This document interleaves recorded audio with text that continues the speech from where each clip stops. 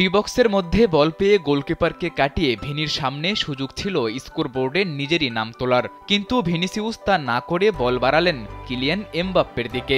ভিনির বাড়ানো বল ওয়ান টাচে জালে জড়ান ফরাসি এই তারকা।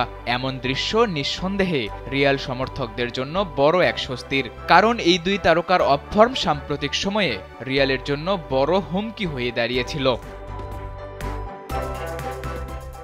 ইন্টারকন্টিনেন্টাল কাপের ফাইনালে নামে ভারে বেশ পিছিয়ে থাকা মেক্সিকোর ক্লাব পাচুকা এফসির মুখোমুখি হয় কার্লো আনচেলত্তির রিয়াল মাদ্রিদ। বুধবার রাতের সেই ম্যাচে শুরু থেকেই দাপট দেখাতে শুরু করে লা লিগার জায়ান্টরা। গেল মৌসুমে ট্রেবল জয়ীদের হয়ে এই ম্যাচে ৩ তারকাই পেয়েছেন গোলের দেখা।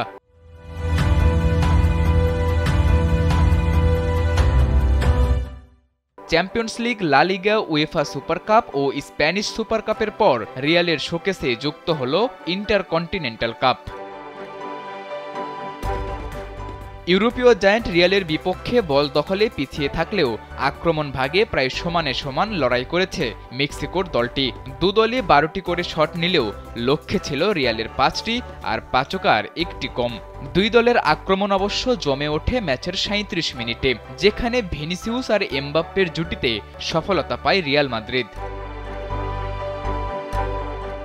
দ্বিতীয়ার্ধে লিড দ্বিগুণ করতে খুব বেশি সময় লাগেনি রিয়াল মাদ্রিদের। ম্যাচের ৫৩ মিনিটে ব্রাজিলিয়ান ফরওয়ার্ড রদ্রিগোর বাঁকানো শট খুঁজে নেয় জাল। ম্যাচে ২-০ লিড নিয়ে আরও বেশি আত্মবিশ্বাসী হয়ে ওঠে কার্লো আনচেলত্তির শিষ্যরা। তবে ম্যাচের ৭১ মিনিটে রিয়াল রক্ষণে ধরেছিল খানিকটা কাঁপন, কিন্তু প্রতিপক্ষের হেডটি রিয়ালের গোলবারের উপর দিয়ে চলে যায়।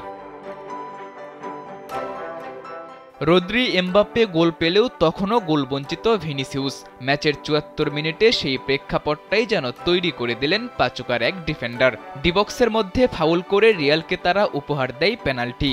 স্পট কিক থেকে গোল করতে মোটেও ভুল করেননি ভিনিসিউস। তার গোলেই পূর্ণ হলো একসাথে ৩ তারকার গোল, আর রিয়াল মাদ্রিদ জিতল মৌসুমের ৫ম শিরোপা।